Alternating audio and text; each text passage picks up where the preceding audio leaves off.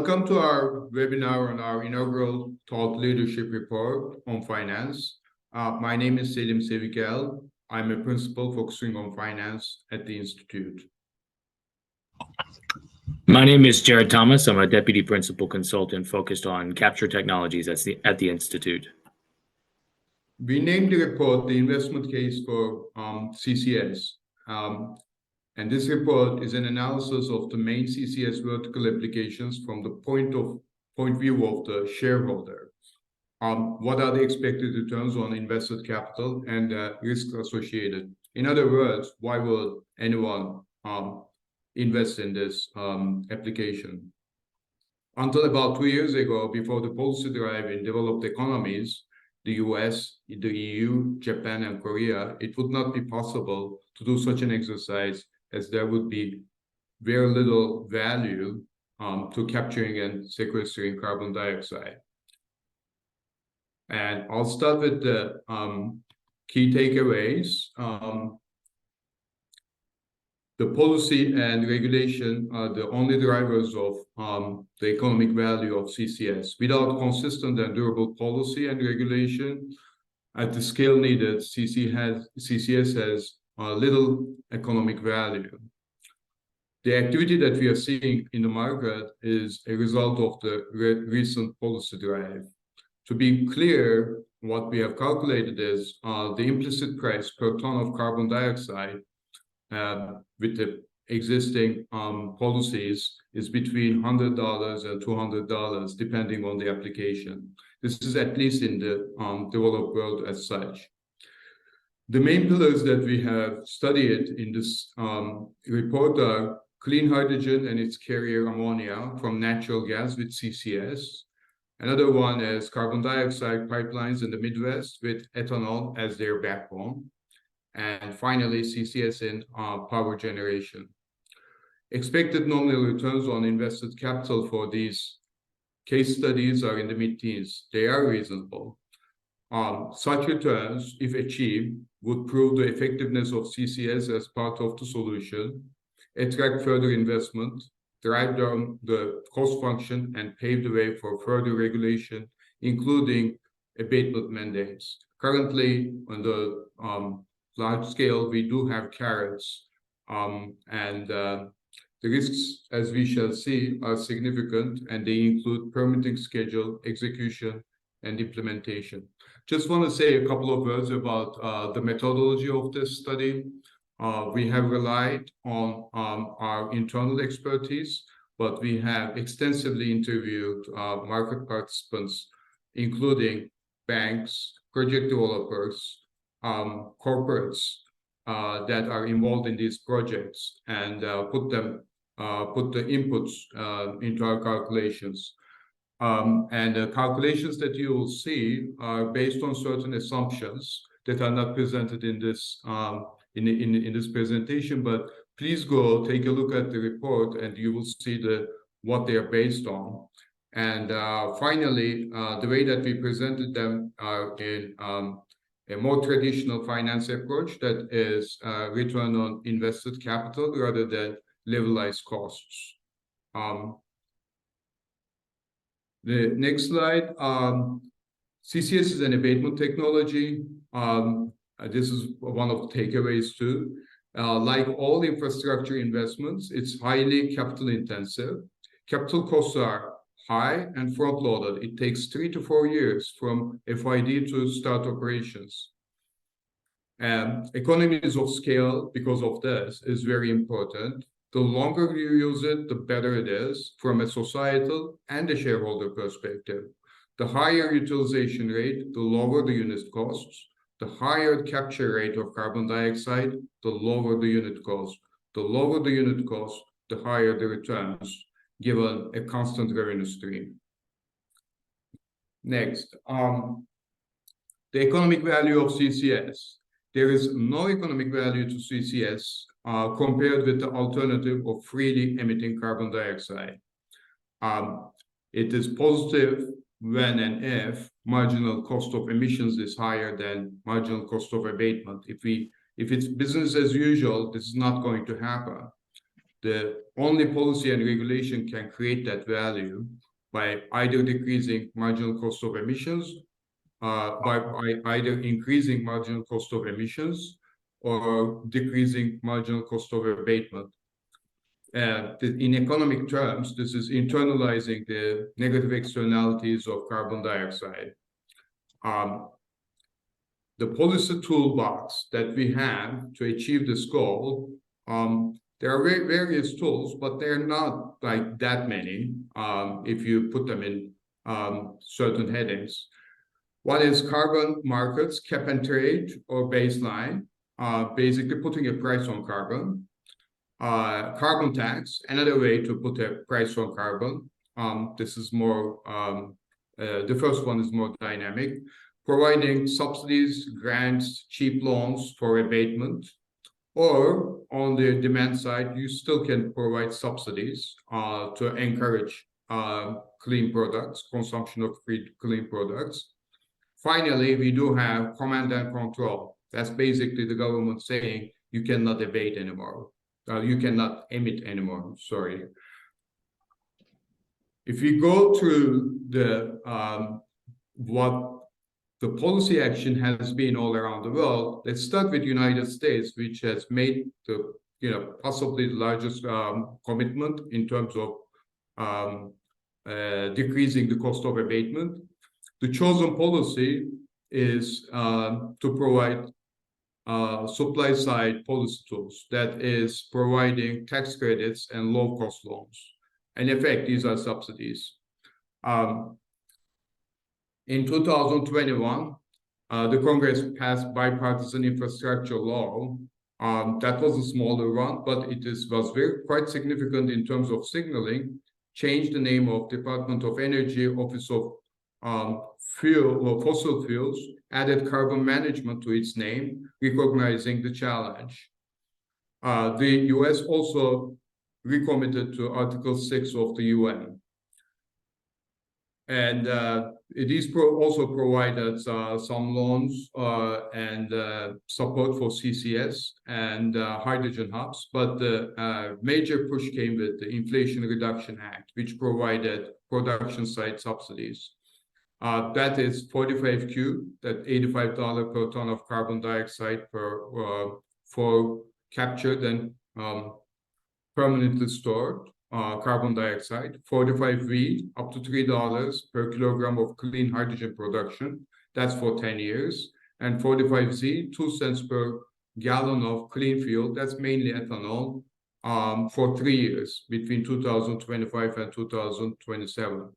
And Title 17, Department of Energy, is committed to provide loans and loan guarantees for eligible projects. On top of this, we have some states having their own carbon pricing policies, but in the US, the policy is driven by subsidies. The European Union, on the other hand, have a carbon price dating back to 2008. Until 2019, this carbon price was at a level that did not make too much difference for the industry or the economy in general to act and make investments to abate. The reason is there were too many free allowances, and that led to low carbon price, making it ineffective. In 2019, the European Union introduced Fit for 55, and we can see in the graph that the carbon price increased to between $80 and $100. And in 2020 reform, further tightening the reduction target to 62% of 2005 from 43%. That is the decrease in carbon dioxide emissions. It also introduced phasing out aviation free allowances by 2027, maritime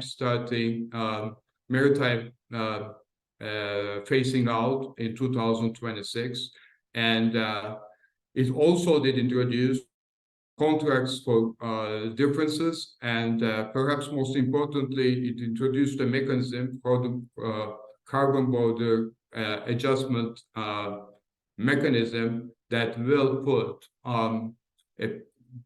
a carbon duty on the imports that of the countries that does not have similar carbon pricing. That basically gives and encourages the other countries to introduce, or forces the other countries to introduce carbon pricing as well. When we go to Asia, their chosen policy tool is demand subsidies and experimentation with carbon pricing. Japan committed $107 billion for clean hydrogen infrastructure. And Korea also, South Korea also have a heavy focus on clean hydrogen projects. And this is going to tie into our next case study. We are also seeing early beginnings of carbon pricing in South Korea, Japan, and Singapore. I will now go to our first case study, which is clean ammonia in the US Gulf. The business model for clean ammonia for this investment case depends on combining supply side subsidies in the US with demand side incentives, either in Europe or in Asia. The revenue streams consist of 45Q and 45V production tax credits in the US, which decreases the cost of clean hydrogen and its derivative ammonia. By the way, why ammonia? Because it is cheaper and easier to transport compared to hydrogen, in fact, a lot. And the revenue streams international include carbon pricing in the EU, subsidies in Japan and South Korea, and returns. If we put these two together, $85 in the US and 90 euros we took as a baseline in Europe, we arrive to a price of carbon to around $200. It may actually go up. The drivers of project economics in clean ammonia in the US is a few. One is abundant and cheap natural gas. That's about, the pricing of natural gas in the US is between $2.5 and $3 right now per MMBTU. There's a suitable geology for CCS in the US Gulf Coast. There's existing pipeline infrastructure for both gas and carbon dioxide. There's an existing export infrastructure. We are seeing export demand, and perhaps most importantly, we are seeing policy support and conviction provided by the IRA. What are in clean ammonia in the US? What are the revenue streams? What do they look like? We try to take a step back and quantify these, and wanted to present them in terms of ammonia. These are basically 45Q carbon dioxide converted into dollar per ton of ammonia. Comes to around $130. 45V, on the other hand, they have a certain scale, but it comes to closer to $200. And in the best case, the cleanest case of hydrogen, it comes to around above $500. To put it in context, the current price of ammonia, I think, is around $550, $600. So these decrease the cost of abatement, or in other words, cost of clean ammonia. And we also tried to estimate what would be the hypothetical potential price of low carbon ammonia based on an EU ETS carbon dioxide price. what we did here is take the market price of LNG and bunkering fuel, calculate how much carbon dioxide they would emit, assign a price on that, and we arrived to a potential price of between $350 and $400 per ton of ammonia. When we look at the costs of producing clean ammonia, and these are just operating costs, so they don't include capital expenditure. We arrived to a figure of around less than $250. But mind you, these are August numbers. Since then, things have changed. The natural gas price increased a little bit, and carbon dioxide transport and storage, we took that as $20 per ton. That probably have increased now to between $25 and $30. So just as a footnote, these may be a little bit on the optimistic side. So what do the capex look like for these projects? For that, we have, let's go to the next slide and see what kind of investment that this business model has spurred. You can see these are the announced projects, and we may be missing some. At basically, they add up to around 37 million tons of ammonia production in the US. To put it in context, the global production of ammonia is around $200 million, 200 million tons. And in the US, this is 15 million. So we are really, I think, quadrupling the ammonia production in the US. So you can see the interest in from the industry. And when I say industry, it does include project developers, it does include incumbent ammonia producers, it does include oil and gas companies. So it is quite substantial. And these are, as you can see, the target market is entirely export. One reason for that is the demand is coming from export markets, mainly from Asia. And second one is there's no demand for clean. There's no demand driver in the US. According to the public announcements, the capital costs range from around $1,400 per ton of ammonia to $2,100 per ton of ammonia. There's a wide range, and that is because the timing of these announcements, as well as the location and the capacity. But if you put them into an equation, we calculate the internal rate of return for these projects between about 11% to 18% on an unlevered basis. So these are attractive returns.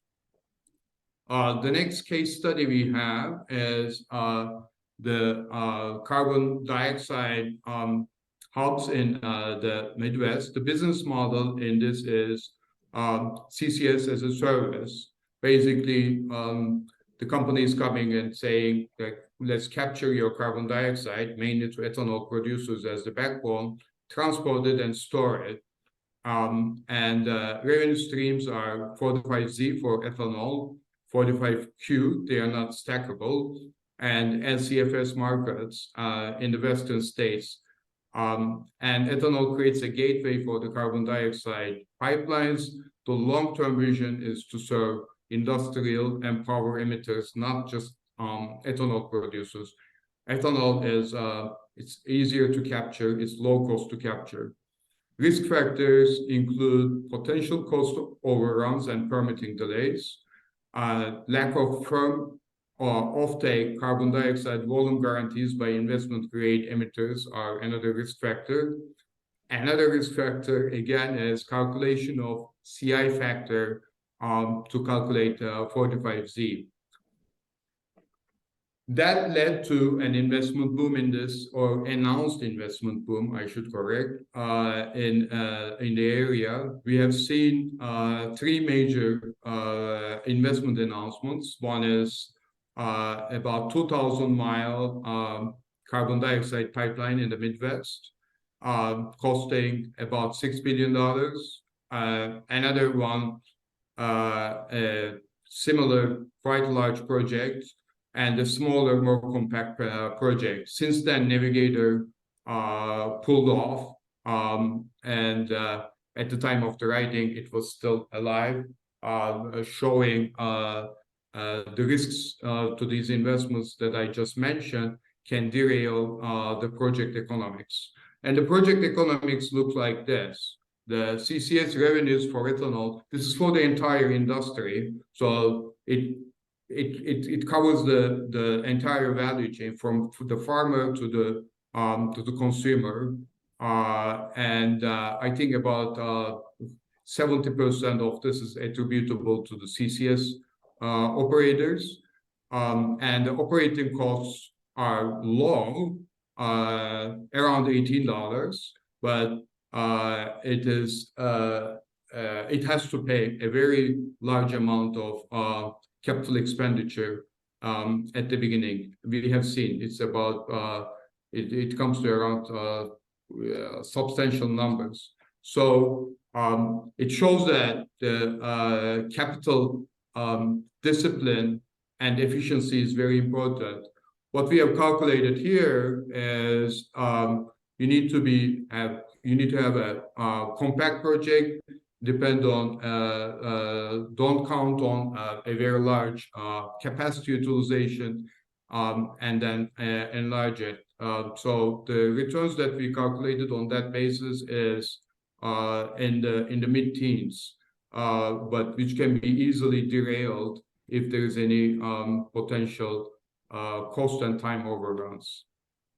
And I'll turn it over to Jared to discuss CCS in power generation. Thank you, Salim. So we also looked at CCS in power generation, and what we found in our analysis is that 45Q provides low to mid-teen returns for coal and natural gas power plants. Of course, we focused on coal for this analysis, and again, this really depends heavily on the project. It provides attractive returns for utilities and power generations. There is one caveat, probably many caveats, but one notable caveat is that the storage should be nearby. And so what is nearby? You know, typically I look at this as less than 20 miles. In the case that we study, it was actually closer. We also need for CCS and power generation to be successful, continued policy and regulatory support other than 45Q beyond 12 years. And I think we all agree that there is and will continue to be a need for low carbon baseload power generation after 12 years. Also, power sector decarbonization is critical. Approximately 30% of energy sector emissions come from the power sector. And then we'll continue specifically in areas that don't have such strong policy support. We'll continue to need technology improvements and, of course, policy support, especially globally. Next slide, please. We looked at a project modeled after Project Tundra. Project Tundra is a carbon capture initiative at the Milton R. Young Station, a coal-fired power plant in operation since 1970 in North Dakota. This project aims to retrofit the facility to capture and store up to 90% of its CO2 emissions with a yearly target of 4 million metric tons. They've already permitted Class 6 storage near the facility in Center, North Dakota, and the overall capacity of these geological formations is immense. With it, has the potential to hold over 50 billion tons of CO2, though the permitted numbers are lower. And just for perspective, 50 billion tons would be 10 years of close to 10 years of the entire U.S. CO2 emissions. Now, North Dakota. Why North Dakota, and this is why this is a great project to look at, is that because despite doubling wind load, coal still accounts for 57% of their generation, and they're also selling half of their energy to other states and to Canada. Stationary power, and this is one thing I mentioned on the previous slide, is still seen as necessary for the state and its neighbors. Minn Kota, the owner of Milton R. Young, invests heavily in wind as well. So it's roughly 34% of the capacity. And they've been developing Tundra since 2018. As I just mentioned, they already have Class 6 wells that have been approved, and their capacity is at 225 million tons. This, the Industrial Commission in North Dakota began approving these in early 2022. Now, IRA 45Q does significantly enable the project to proceed, and they've already secured $250 million low-cost loans from the state. Next slide, please.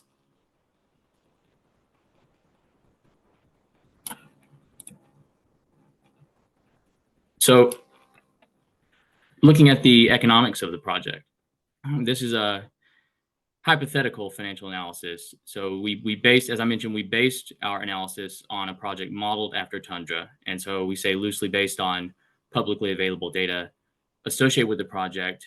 And so for one difference, we increased the capacity utilization to 90%, essentially the availability of the unit. And therefore the project size increased to 1.7 billion in capital, and the capture rate increased from 4 million tons per year to 5.1 million tons per year.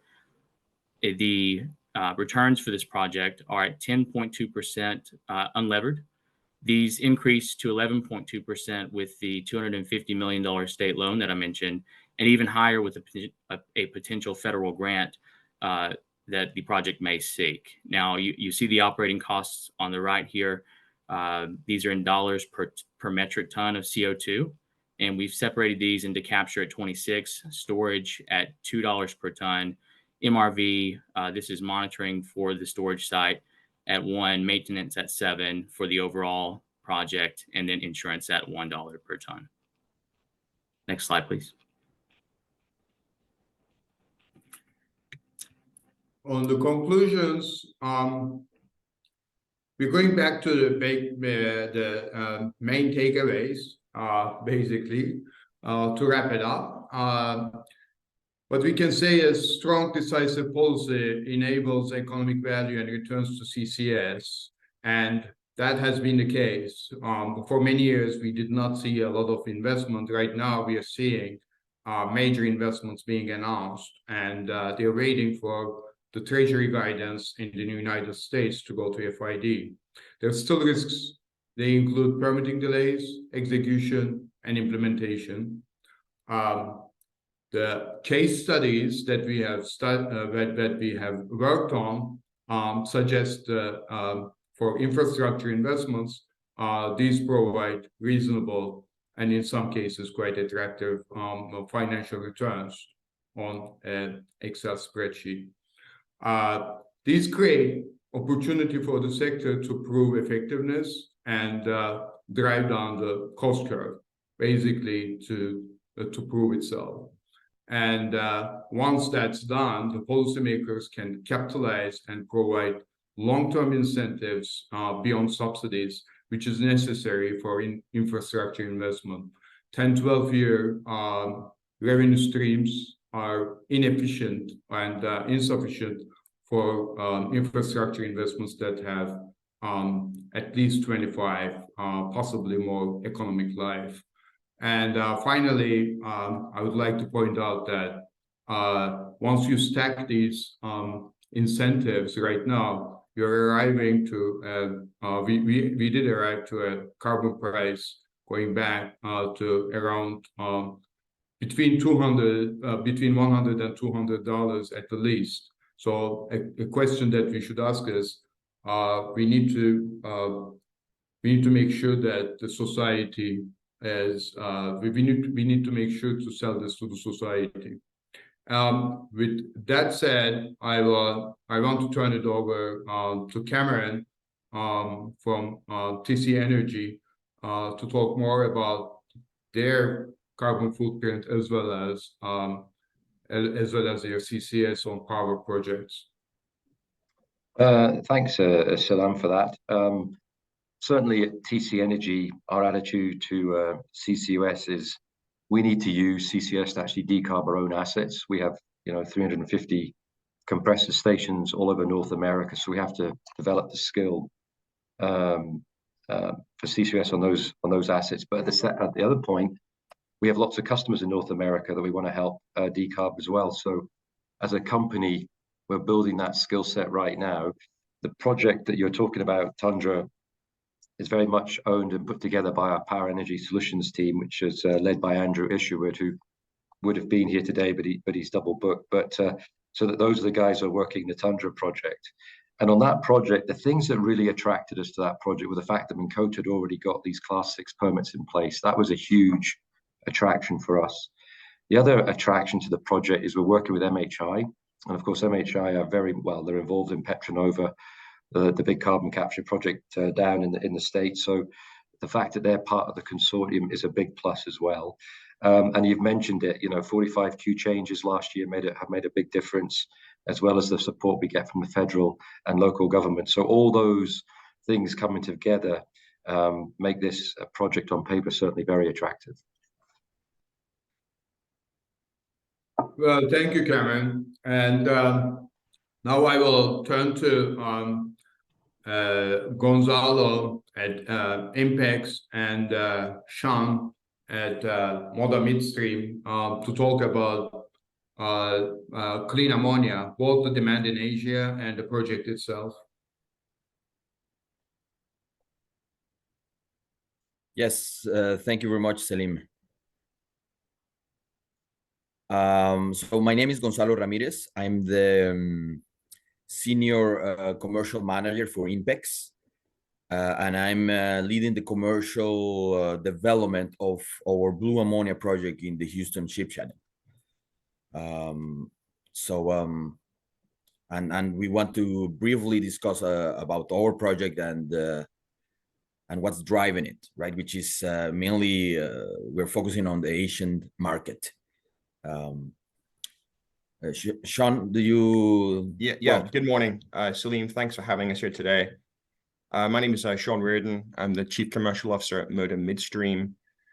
Moda has a track record of developing first mover export projects for LPG, crude, and today we are leveraging that expertise to develop first mover projects for low carbon product, namely clean ammonia. And so we're excited today to discuss our joint venture terminal on the Houston Ship Channel and what we believe is a first mover project for clean ammonia export to Japan. Thanks, Gonzalo. Thank you, Sean. So just quickly before we explain a little bit about the project itself, I wanted to chat a little bit about the demand in Asia, right? That as we've heard from Salim is it's one of the markets that they've been really looking into decarbonizing, right? And they are looking at ammonia as the main fuel that they will use for very serious programs to replace coal and eventually to burn ammonia as a fuel in power generation. So we've looked at these three primary demand centers. Japan, of course, that they have put a roadmap that targets 30 million tons per year of ammonia fuel by 2050. Again, I mean, this is quite ambitious, but and it drives a very strong pull for all these blue and green ammonia projects around the world. Just as an example, JERA concluded an RFP for 500,000 tons of ammonia to co-fire with their current power generation, right? Co-firing at 20% of ammonia, and eventually these programs will try to co-fire a higher percentage, and the demand should be going up. Green Innovation Fund and tax incentives in Japan have induced around $150 billion of private investment. We think they will, right, in the next 10 years. And the government is currently looking into providing subsidies that will be announced hopefully by 2024, and that will incentivize the consumption of clean fuels, right? Clean, and specifically they're looking at very specifically at clean ammonia as a carrier of hydrogen. So now in South Korea, again, this is also a very large consumer of importer of fuels. They are the 7th largest coal consumer, with a very strong drive to decarbonize and to reach carbon neutrality soon. They have a mature ammonia infrastructure on the industrial side. They are the world's 4th largest importer today. And they are also looking at, the government is also looking to provide subsidies based on clean fuel, clean ammonia, right? They will ask for a certain carbon intensity that they will be able to, that's going to be the requirement, right, to import into these markets. Taiwan as well is one of the largest coal consumers as well. They have published a net zero emission strategy in early 2022, and they're looking at zero carbon energy in the 2030, 2050 different goals, right? But they are also looking for a coalition to co-fire ammonia and reduce CO2 emissions. So very interesting markets. And of course, Inpex, as a Japanese company, we have a pretty good view and relationship with these markets. So a little bit about as I mentioned, the decarbonize existing coal base. They want to replace coal, and they have the ability to use the fleet, relatively new fleet of power plants, and have it with long remaining life by co-firing with ammonia. So they are, and the other interesting thing is that they are doing a lot of research on to demonstrate the feasibility of ammonia and hydrogen blends with gas turbines. We just went to a conference this week, and we saw a lot of Japanese technology companies doing this type of trials. So it was very interesting to see that these markets are really doing their homework to burn ammonia as a fuel. And in the graph there that you can see is just very clearly a little bit why are we targeting these markets again? They have a high cost of renewable energy, right? It's very difficult they don't have that much space and land. It's expensive. And in the other side, they have a large share of coal in their energy mix. So therefore, these markets, Japan, South Korea, and Taiwan are looking to decarbonize. While in the other side of the spectrum, we have countries with low cost of renewable and a low share of coal, that it wouldn't make that much sense, right, to have this type of demand incentives. So overall, I think the ammonia, we think, is going to be one of the main fuels to be used for decarbonization targets. Next slide. So again, I think talking a little bit about our blue ammonia project in Houston, in the Houston Ship Channel, there is what we believe some competitive advantages, right, of being in the Gold Coast. And these, just list a few of them based on the available infrastructure that we have. We have huge industrial pipelines and supply, natural gas supply, power supply into this region of the United States. Regulatory-wise, in the US, as you've seen from Salim, there has been, through the IRA, I think it's setting very interesting incentives on the production side, right? To both, either capture CO2 or use 45V for cleaning hydrogen production. And our project is taking advantage of those incentives. And economics. Again, I think we have a very competitive natural gas price here in the US. And as you can see in the graph below, in your left, we have a low cost of natural gas, and we have CO2 storage available, very close to in Texas, right, very close to our site. So this will, I think, provide very interesting competitive edge to INPEX's Vopak Moda blue ammonia project in Houston. And just to finish, and I think this is a little more for on the export side on the marine development, because today we have 10% of the world ammonia production is being traded seaborne, like 18, 20 million tons per year. While we think by 2050, it will more than, tenfold, right? Expecting like 238 million tons. So that means we will need a lot of shipping capacity and export terminals and import terminals to move this clean ammonia around. So I'll let Sean continue a little bit to explain about our project. Thank you, guys. Next Slide, please.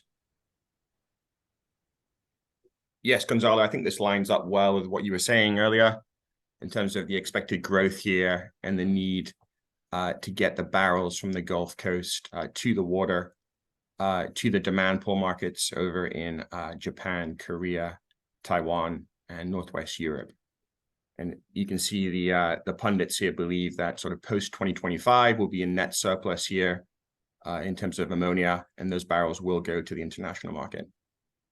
That lines up very well with our project. We're targeting COD 2027. Next slide, please.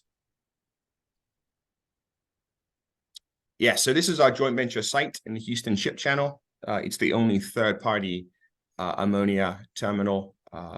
We commissioned it just over a year and a half ago. It's the only third-party ammonia terminal. We're actually importing ammonia into the facility today. We can see we have 2 existing 15,000 metric ton tanks. We're inbounding ammonia. It's staged in those tanks at roughly minus 28 degrees F.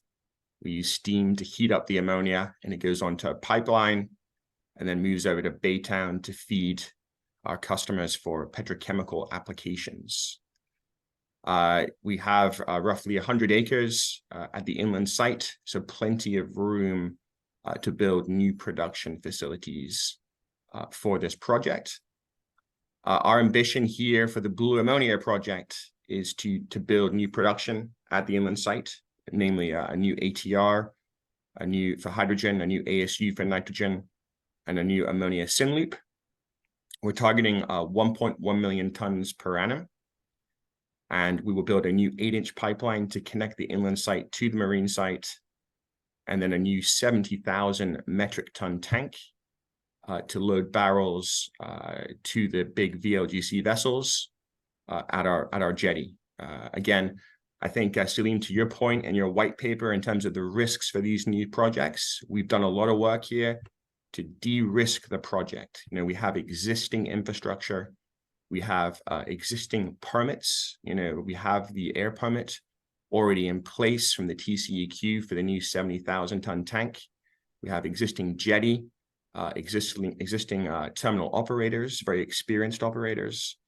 And so we think we're well positioned here to address your concerns here for permitting, for execution, for implementation, as identified in your white paper. Again, can we go to the next slide, please? And this is the press release that we made a few weeks back. This is, I think, again, we've done a lot here to de-risk the project in terms of execution. We've identified world-class partners for the project.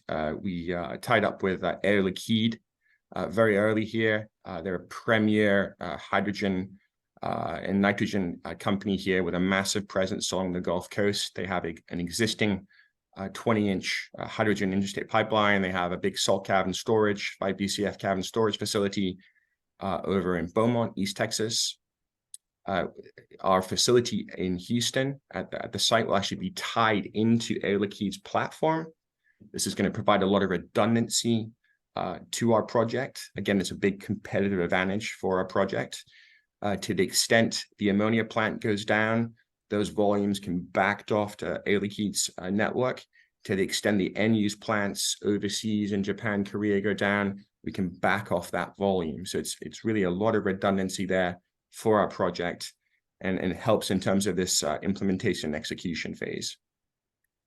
Inpex, again, they're a world-class E&P company out of Japan, the largest E&P out of the country of Japan. They have a track record here of developing first mover projects. They've developed the big $48 billion Ithacus LNG project over in Australia. They're importing about 10% of the volume today of natural gas into the country of Japan. And they would play the same role here, that effectively the FedEx delivery vessel operator into the country of Japan, delivering those barrels from the US Gulf Coast to the utilities in Japan. They have a very strong relationship with those utilities across the country of Japan, and own and operate the largest natural gas trunk line connected to those utilities today. So we're very excited to be partnering with Inpex on this exciting project. More importantly as well, they're actually 20% owned by METI, which is the Ministry of Energy over in Japan, and are going to be very influential in helping to advise on the contract for difference subsidy over in Japan. I mean, to your point, Salim, in your white paper earlier, there's going to be subsidy required here to help compensate for the higher priced clean ammonia relative to traditional thermal coal coming out of Australia. And again, MODA, with our joint venture site with Vopak here, we have the existing ammonia terminal in Houston today. As I mentioned earlier, we're inbounding volume into the site today, and we have a captive short at our terminal today with existing customers. And again, this really strengthens our project and de-risks our project, because the off-taker here, namely Inpex and LSB, will have optionality. They'll be able to deliver barrels domestically or send barrels to the water.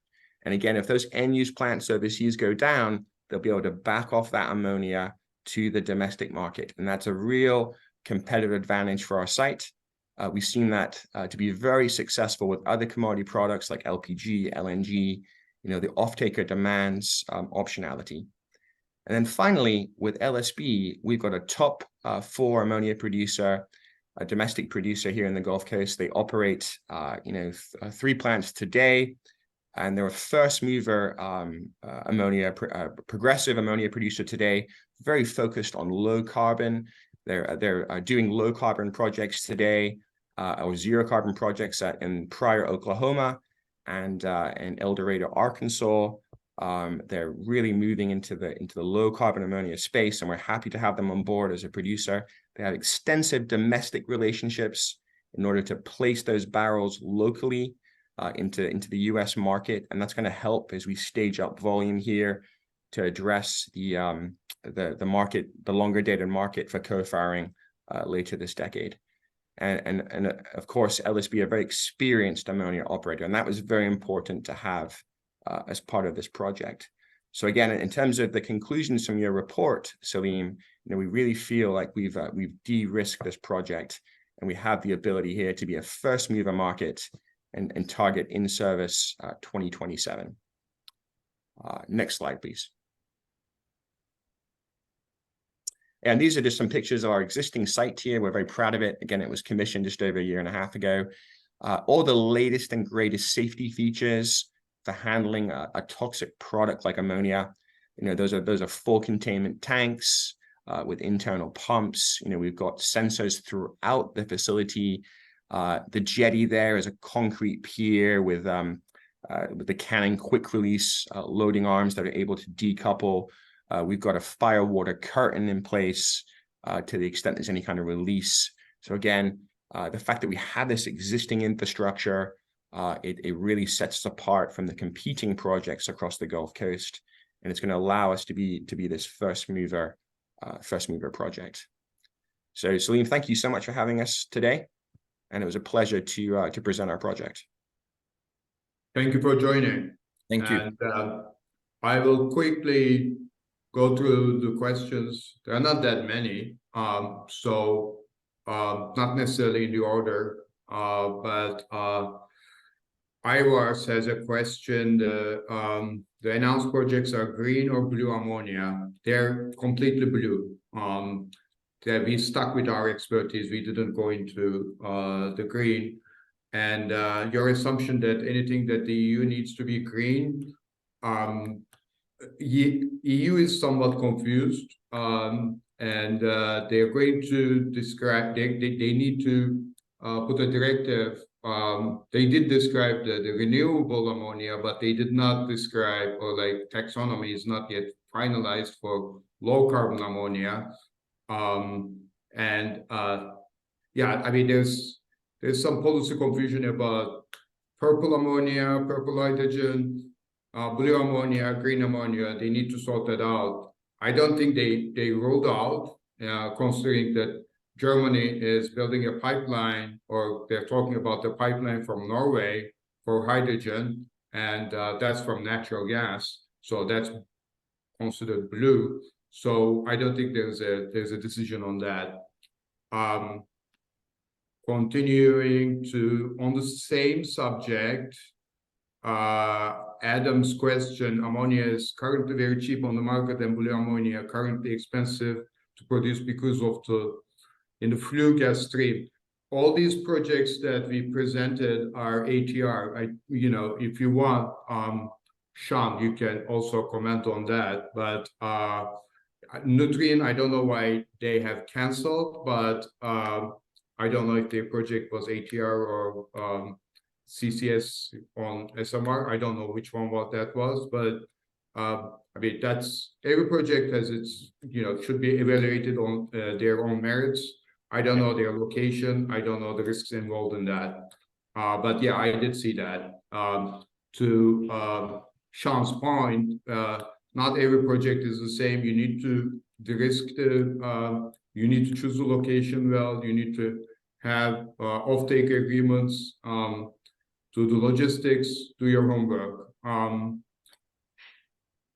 And one question from Jan is, there's a strong investment case for CCS at ethanol plants, even before recent IRA. Why we haven't seen more deployment at more ethanol facilities?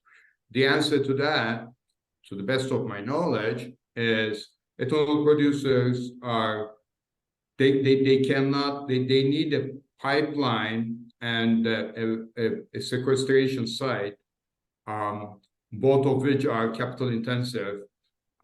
So that's the main reason. If an ethanol producer, I think there are a couple of them who did develop, and they went ahead and capturing carbon, but they are scattered. Ethanol, if you read the report, you can see that there too.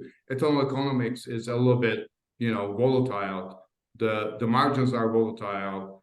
The players in this are small scale. So I don't think they can afford to make those investments. Sorry, that was.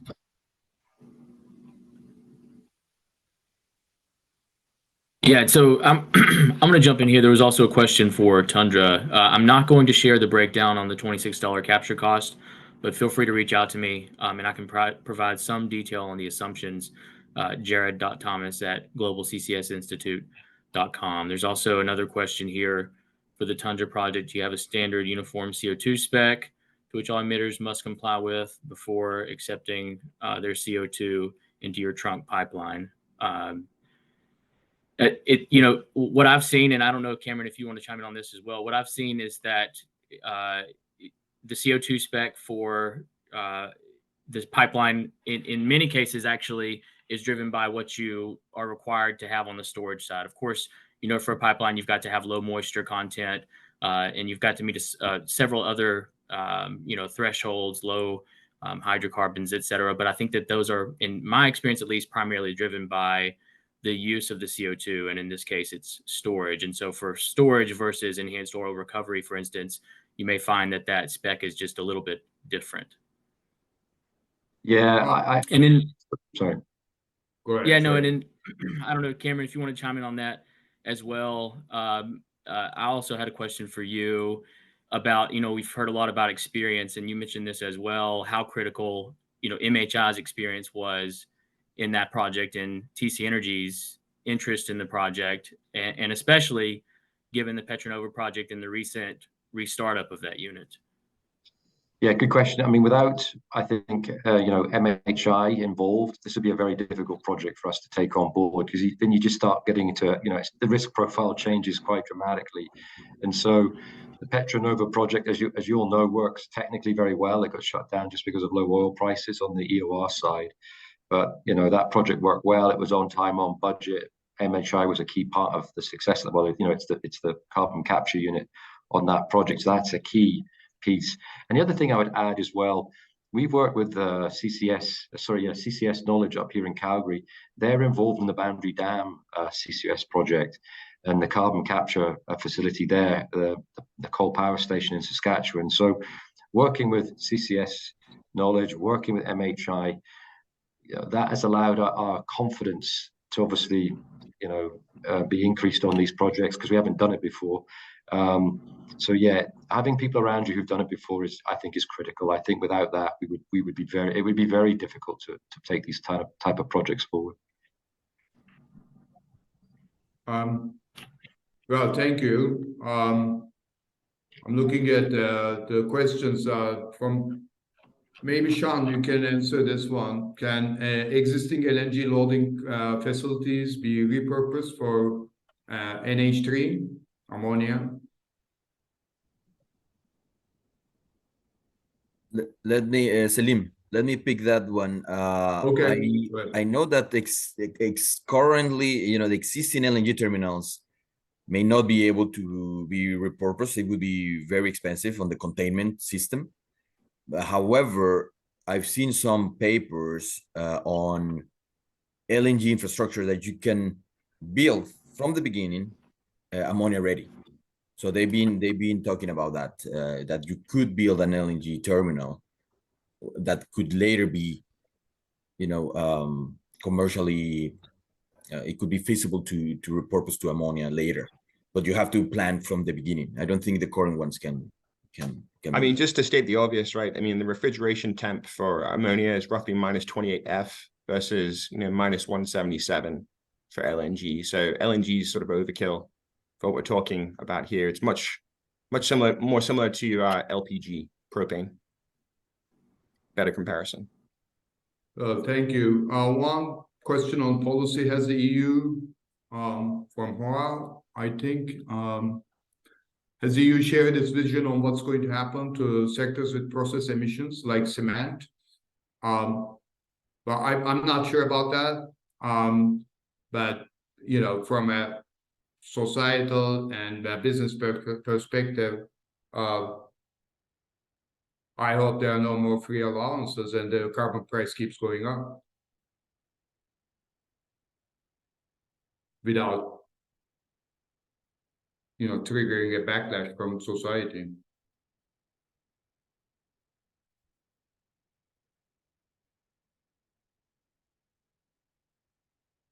Can NH3 be used as directly as bunker fuel, just like LNG boil up?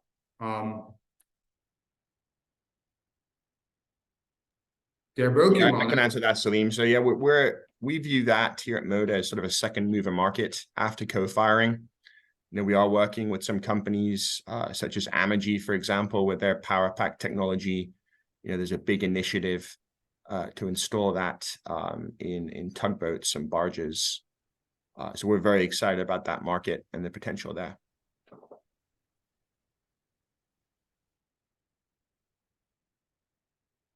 I think we did answer all the questions.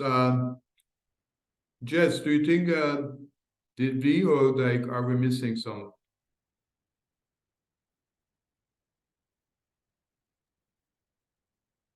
Yeah, I think you answered all the questions on the queue, and we're about at the top of the hour. So I think we can go ahead and end it there. We're just putting up a slide right now that you can see. You can find more about our publications how to reach out to us if you have additional questions, and where to read our global status of CCS report that we just released about a week ago. So thank you everyone who was able to attend, and thank you to our panelists.